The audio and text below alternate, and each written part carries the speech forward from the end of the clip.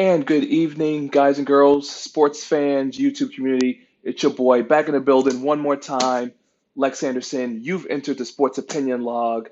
And this video, like all videos, is sponsored by my hair company at celebrityhaircore.com.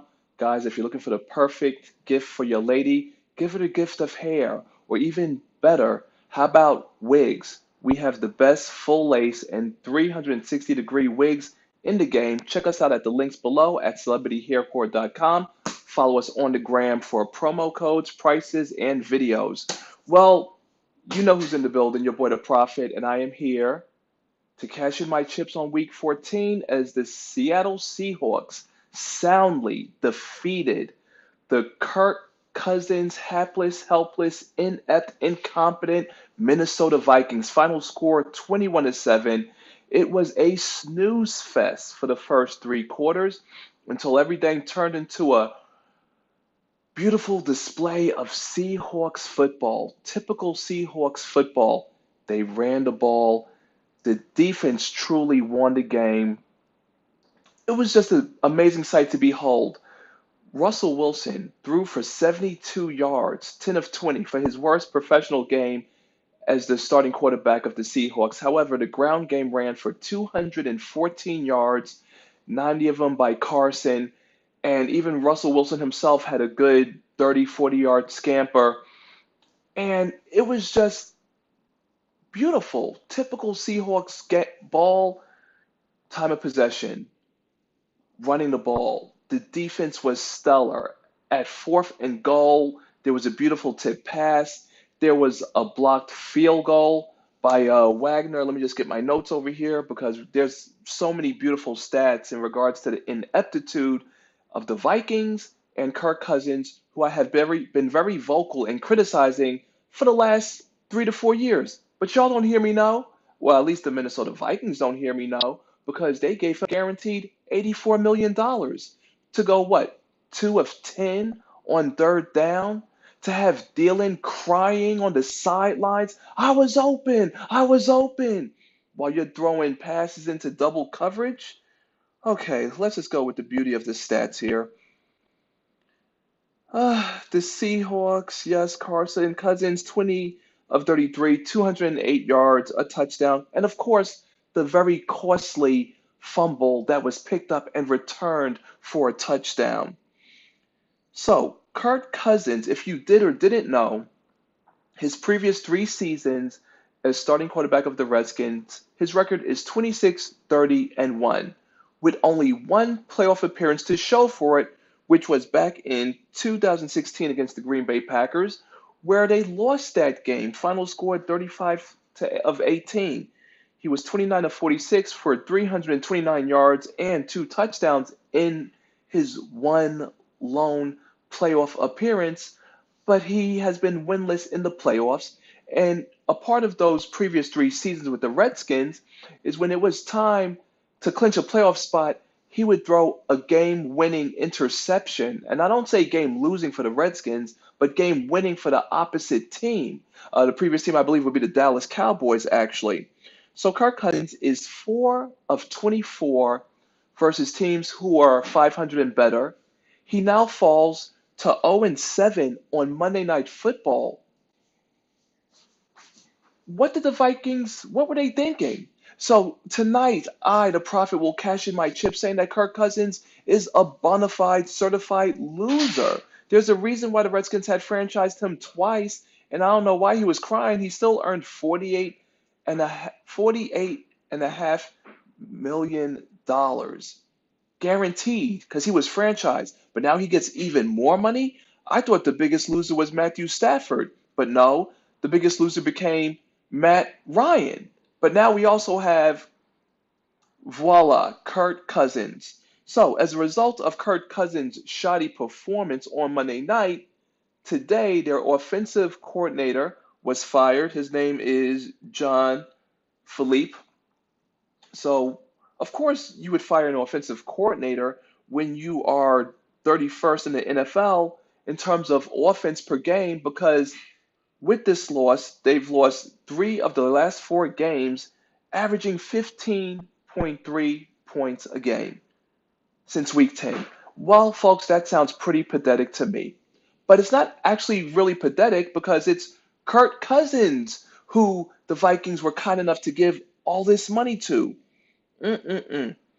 So my record for this week falls at 10 wins, 6 losses for your boy, the Prophet, calling it like I see it and delivering those results that the people out there in Las Vegas love to put that money on saving fantasy teams. Well, no, I can't say that because I don't do fantasy. Because if I did fantasy, whoever had Henry, whoever had Kittle on the bench, I'm sure are just kicking their own asses even today because things like that are just unforgivable.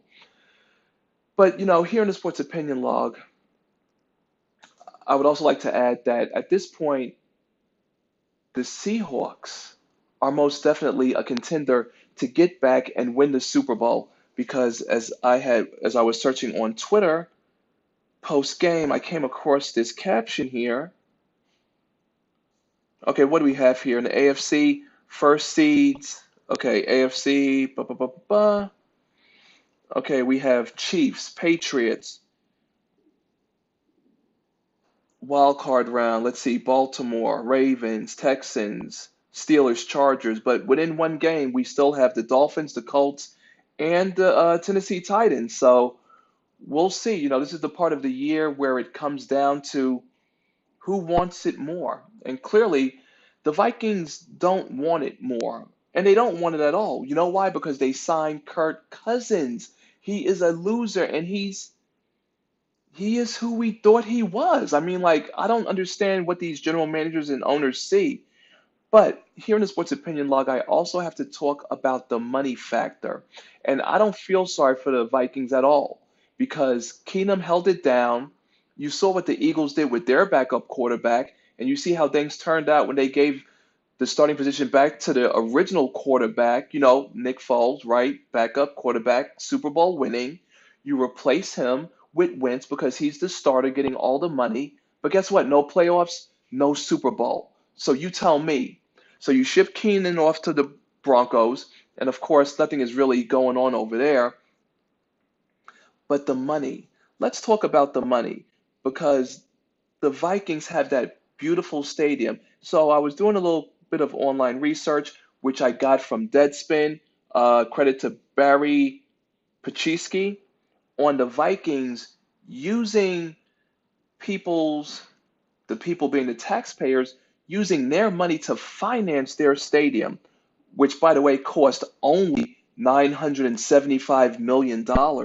So, based on this article, the city of Minnesota is paying $348 million for it. The city of Minneapolis will chip in $150 million by raising taxes. And if you do or don't know, the owners of the Vikings, the Wilfs, who are exorbitantly rich, are only paying, let's see,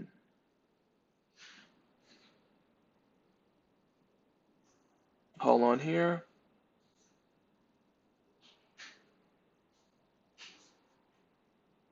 practically nothing. So of the team's 477 million commitment, 150 million is coming from a low interest loan from the NFL, 50 million from a grant from the league, and 250 million from a private loan. And so you're also gouging the taxpayers for this. And the reason why I'm mentioning this is because they're talking about all the bells and whistles in the stadium that didn't come with the extra costs, like a skyway ramp, two large escalators, five massive glass doors. The kind that Jerry Jones has on his taxpayer-funded $1.6 billion stadium, AT&T Stadium. You see how the money works and how it's incorporated? But they still give you the stadium Wi-Fi, a large video board, of course, to see those horrible plays of Kirk Cousins. It's like hilarious. Don't just see it from your seat. See it on a big screen. How bad Kirk Cousins sucks. And look at this. Minnesota had planned to pay from the proceeds of electronic gambling. Well, this is just pretty amazing the way these teams, and look at this. Let's see, new seats in the stadium. You know the PSLs, the personal seat licenses, where you can buy a seat in the stadium. Average cost $2,500. Okay, which would have accounted for at least $100 million of the Wilfs' share of construction costs.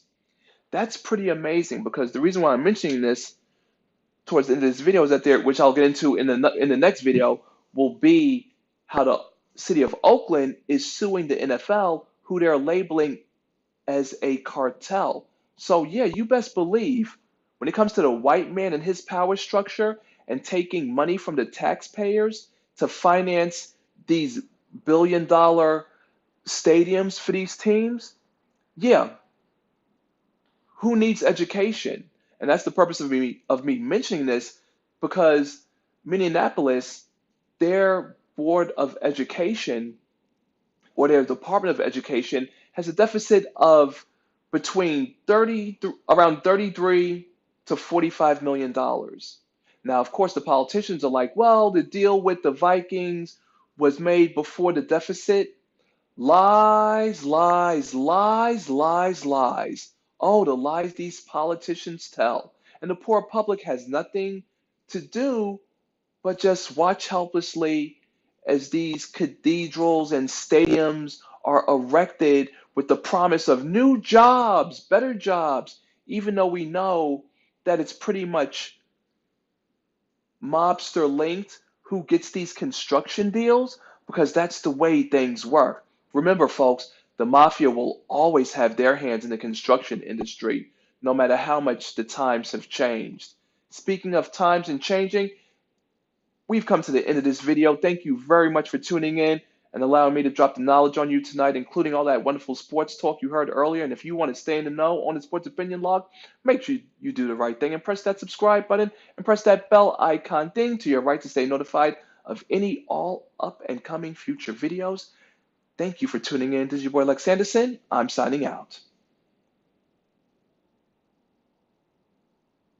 Cut, and that is a wrap. Oof, I cannot wait to get back and get these next video productions for my week 15 predictions. 10-6 on this week. I think I did a damn good job. Shout out City of Pittsburgh, Steel City. You know how we do, baby. It's your boy Lex Anderson.